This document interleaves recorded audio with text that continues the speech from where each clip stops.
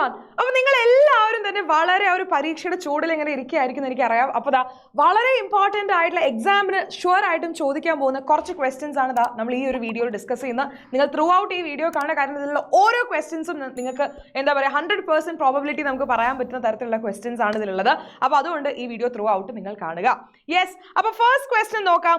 Identify the correct statement from those given below. താഴെ നൽകിയിരിക്കുന്ന പ്രസ്താവനകൾ പരിശോധിച്ച് ശരിയായവ കണ്ടെത്തി എഴുതാനാണ് പറഞ്ഞിട്ടുള്ളത്. Sensory nerve carries impulses two and from the brain and spinal code. തലച്ചോറ്, സുഷുമ്ന എന്നിവയിലേക്കും തിരിച്ചുമുള്ള സന്ദേശങ്ങൾ സാധ്യമാക്കുന്നത് സംവേദ നാഡിയാണ്. ആണോ? അല്ല, ഒരിക്കലും അല്ല. ഏതാണ്? നമ്മുടെ മിക്സ്ഡ് നെർവ്സ് ആണ് അല്ലെ.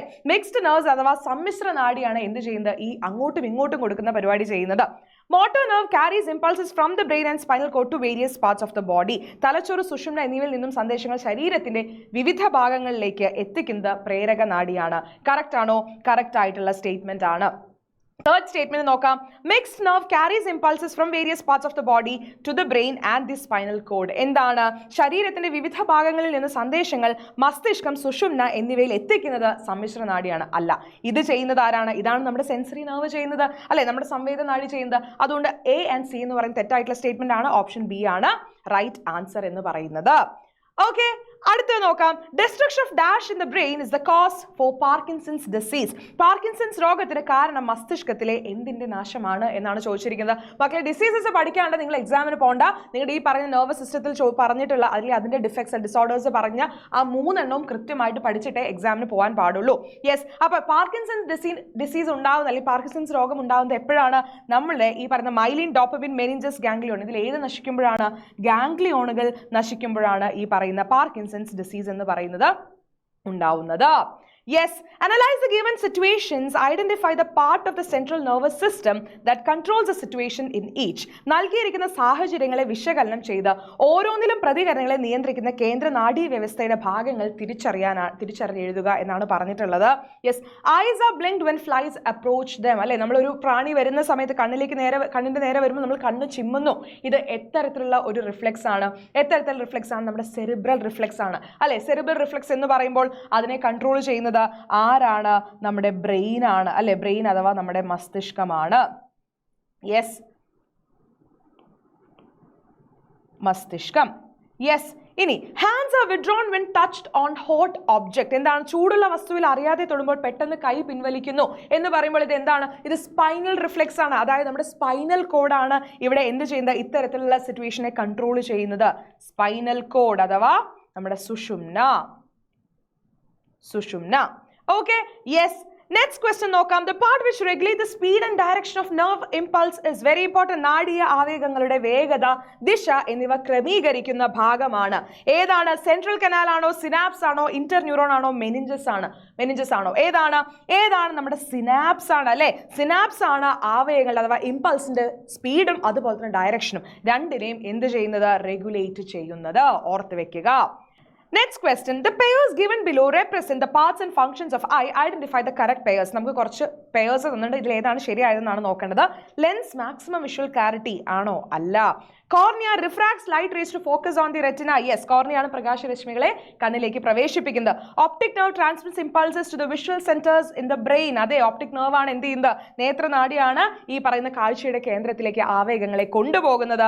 Vitreous humour nourishes the tissues of the I ആണോ? അല്ല. എന്താണ്? ആകൃതി കൊടുക്കലാണ് വിട്രിയസ് ഹ്യൂമറിന്റെ ഫംഗ്ഷൻ എന്ന് പറയുന്നത്.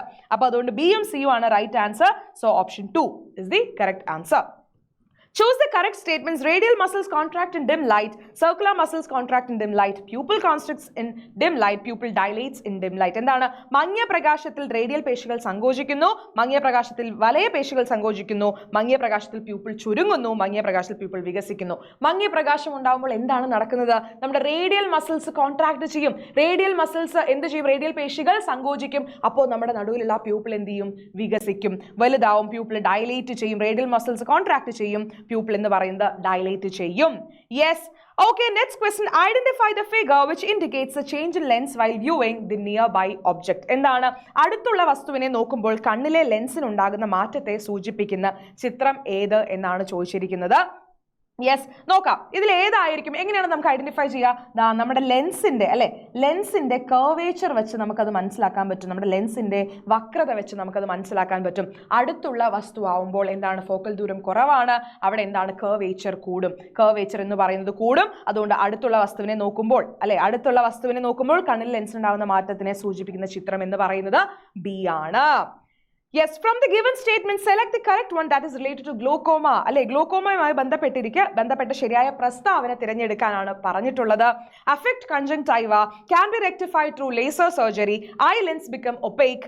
Lack of vitamin A. എന്താണ്, കൺജങ്ക്ടൈവയെ ബാധിക്കുന്നു, ലേസർ ശസ്ത്രക്രിയയിലൂടെ പരിഹരിക്കാം. കണ്ണിലെ ലെൻസ് അതാര്യമാകുന്നു, വിറ്റമിൻ എയുടെ കുറവ്. ഇതിലേതാണ് ഗ്ലൂക്കോമ എന്ന് പറഞ്ഞു കഴിഞ്ഞാൽ നമുക്ക് എങ്ങനെയാണ് റെക്ടിഫൈ ചെയ്യാൻ പറ്റുന്നത്? ലേസർ സർജറിയിലൂടെയാണ്, ലേസർ ശസ്ത്രക്രിയയിലൂടെയാണ് എന്ന് ഓർത്ത് വെക്കുക. Next question, identify the receptor and name the visual pigment present in it. തന്നിരിക്കുന്ന ഗ്രാഹിയിലെ വർണ്ണകം തിരിച്ചറിഞ്ഞ് പേരെഴുതുക. ഇത് വളരെ ഇമ്പോർട്ടന്റ് ആയിട്ടുള്ള ഒരു ചോദ്യമാണ്.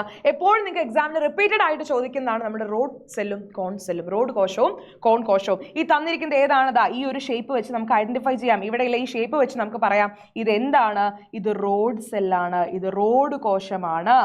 റോഡ് കോശം, റോഡ് കോശത്തിൽ കാണുന്ന പിഗ്മെന്റിന്റെ പേരാണ് മക്കളെ എന്താണ്, rhodopsin. Rhodopsin, rhodopsin. Yes, okay. അപ്പൊ ഇതുപോലെ നിങ്ങളുടെ അടുത്ത് കോൺസിലും ചോദിക്കാം. അപ്പൊ കോൺസിലിൽ കാണുന്ന പിഗ്മെന്റ് ഏതാണ്? അയഡോപ്സിൻ അല്ലെങ്കിൽ ഫോട്ടോപ്സിൻ എന്ന് പറയും. Yes, next question, following are the 4 different types of hormones. Which hormone is produced from the ovary? Calcitonin, testosterone, progesterone, aldosterone. ഇവയിൽ ഈ പറഞ്ഞിരിക്കുന്ന ചുവടെ നൽകിയിരിക്കുന്നത് 4 വ്യത്യസ്ത ഹോർമോണുകളാണ്. ഇവയിൽ അണ്ഡാശയം ഉൽപ്പാദിപ്പിക്കുന്ന ഹോർമോൺ ഏതാണ്? കാൽസിറ്റോൺ ആണോ, ടെസ്റ്റോസ്റ്റിറോൺ ആണോ, പ്രൊജസ്ട്രോൺ ആണോ, ആൽഡോസ്റ്റിറോൺ ആണോ? യെസ്, അൺഡൗട്ടഡ്ലി നമുക്ക് പറയാം ഏതാണ്, progesterone. Yes, progesterone. Which gland is indicated as X in the figure? Easy question. ചിത്രത്തിൽ X എന്ന് സൂചിപ്പിച്ചിരിക്കുന്ന ഗ്രന്ഥി ഏതാണ് X എന്ന് പറയുന്നത്? ഏതാണ്? നമ്മുടെ പാൻക്രിയാസ് ആണ് അല്ലേ, പാൻക്രിയാസ് ആണ്. So pancreas is the right answer. Next question, correct mistakes if any in the underlined portion. The hormone thymosin helps to maintain the rhythm of our daily activities. Thymosin ദൈനംദിന പ്രവർത്തനങ്ങളുടെ താളക്രമം നിയന്ത്രിക്കുന്നു. Thymosin ആണോ മക്കളെ നമ്മുടെ ഈ daily ആക്ടിവിറ്റീസിന്റെ കാര്യങ്ങളെ control ചെയ്യുന്നത്? അല്ല, നമ്മുടെ പൈനൽ ഗ്ലാൻഡ് പ്രൊഡ്യൂസ് ചെയ്യുന്ന മെലാറ്റോണിൻ ആണ് അല്ലെ. അപ്പൊ നമ്മുടെ അടുത്ത് കറക്റ്റ് ചെയ്യാനാണ് പറഞ്ഞിരിക്കുന്നത്. അപ്പൊ എ എന്നുള്ളത് നമുക്ക് അണ്ടർലൈൻ ചെയ്ത തൈമോസിൻ തെറ്റായതുകൊണ്ട് നമ്മൾ അവിടെ എന്താക്കി മാറ്റി? മെലാറ്റോണിൻ ആക്കി മാറ്റി. മെലാറ്റോണിൻ. Okay, yes. ഇനി the thymosin is called as youth hormone. തൈമോസിനെ യുവത്വ ഹോർമോൺ എന്ന് വിളിക്കുന്നു. ആണോ? തൈമോസിൻ ആണോ നമ്മുടെ ഈ പറയുന്ന യൂത്ത് ഹോർമോൺ? യെസ്, റൈറ്റ് ആയിട്ടുള്ള സ്റ്റേറ്റ്മെന്റ് ആണ്. Okay, pineal gland secretes the hormone thymosin. Thymosin, pineal ഗ്രന്ഥി തൈമോസിൻ എന്ന ഹോർമോൺ ഉൽപ്പാദിപ്പിക്കുന്നു. പൈനിയൽ ഗ്ലാൻഡ് ആണോ ഉൽപ്പാദിപ്പിക്കുന്നത്? അല്ല, ആരാണ്? തൈമസ് ഗ്ലാൻഡ് ആണ്. തൈമസ് ഗ്ലാൻഡ് അഥവാ തൈമസ് ഗ്രന്ഥി. തൈമസ് ഗ്രന്ഥിയാണ് തൈമോസിൻ എന്ന ഹോർമോണിനെ ഉൽപ്പാദിപ്പിക്കുന്നത്. Yes, choose the normal level of calcium in blood from those given below. 9 to 11 milligram per 100 ml, 7 to 8 milligram per 100 ml, 70 to 110 milligram per 100 ml, 70 to 126 milligram per 100 ml. തന്നിരിക്കുന്നതിൽ രക്തത്തിലെ കാൽഷ്യത്തിന്റെ സാധാരണ തോത് എത്ര എന്നാണ് ചോദിച്ചിരിക്കുന്നത്. എത്രയാണ് normal level of calcium in blood എന്ന് പറയുന്നത്? 9 to 11 milligram per 100 ml. 100 ml blood എടുത്താൽ അതിൽ 9 തൊട്ട് 11 മില്ലിഗ്രാം വരെ ആയിരിക്കും കാൽഷ്യത്തിന്റെ അളവെന്ന് പറയുന്നത്. Correct mistakes if any in the part underlined. വീണ്ടും അടിവരയിട്ട ഭാഗത്ത് തെറ്റുണ്ടെങ്കിൽ തിരുത്തണം. The normal level of blood calcium is 9 to 11 milligram per 100 ml. നമ്മൾ ഇപ്പോൾ പറഞ്ഞതല്ലോ, കറക്റ്റ് ആണ്, അതിൽ മിസ്റ്റേക്ക് ഇല്ല അല്ലെ. Pineal gland helps in the maturation of lymphocyte. Pineal gland ആണോ ഈ പറയുന്ന ലിംഫോസൈറ്റുകളുടെ മെച്ചുറേഷന് വേണ്ടി സഹായിക്കുന്നത്? ആണോ? അല്ല. ഏതാണ്?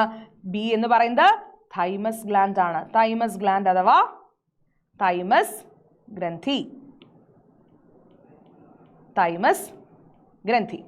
Yes, okay. അപ്പോൾ അത്രയും ക്വസ്റ്റ്യൻസ് ആണ്. അങ്ങനെയാണെങ്കിൽ നിങ്ങൾക്കും ഒരു ക്വസ്റ്റ്യൻ ഉണ്ട്. നമ്മൾ പറഞ്ഞു നമ്മുടെ അക്വസ് ഹ്യൂമറും വിട്രിയസ് ഹ്യൂമറും ഉണ്ടെന്ന് പറഞ്ഞിട്ടുണ്ടായിരുന്നു അല്ലേ. നമ്മുടെ കണ്ണിൻ്റെ അകത്ത് 2 തരത്തിലുള്ള ഫ്ലൂയിഡ് കാണാം, അക്വസ് ദ്രവവും വിട്രിയസ് ദ്രവവും. അങ്ങനെയാണെങ്കിൽ വിട്രിയസ് ദ്രവത്തിന്റെ ഫംഗ്ഷൻ എന്താണ്? What is the function of vitreous humour? Yes, അപ്പോൾ ഇതിന്റെ ഉത്തരം നിങ്ങൾ താഴെ കമന്റ് ചെയ്യണം. ഈ വീഡിയോ നിങ്ങൾക്ക് ഇഷ്ടപ്പെട്ടുന്നുണ്ടെങ്കിൽ ലൈക്ക് ചെയ്യുക, നിങ്ങളുടെ ഫ്രണ്ട്സിനൊക്കെ ഷെയർ ചെയ്ത് കൊടുക്കുക, ആൻഡ് ആൻസർ കമന്റ് ചെയ്യാൻ മറക്കരുത്. ഇതുപോലുള്ള ഒരുപാട് ഇൻഫോർമേറ്റീവ് വീഡിയോസ് ഇനിയും നമ്മുടെ ചാനലിൽ വരുന്നതായിരിക്കും. അപ്പോൾ എന്ത് ചെയ്യുക? നമ്മുടെ ചാനൽ സബ്സ്ക്രൈബ് ചെയ്യാനും മറക്കരുത്. അപ്പോൾ എല്ലാവർക്കും ഇനി അടുത്തൊരു വീഡിയോയിൽ കാണാം. All the best and by.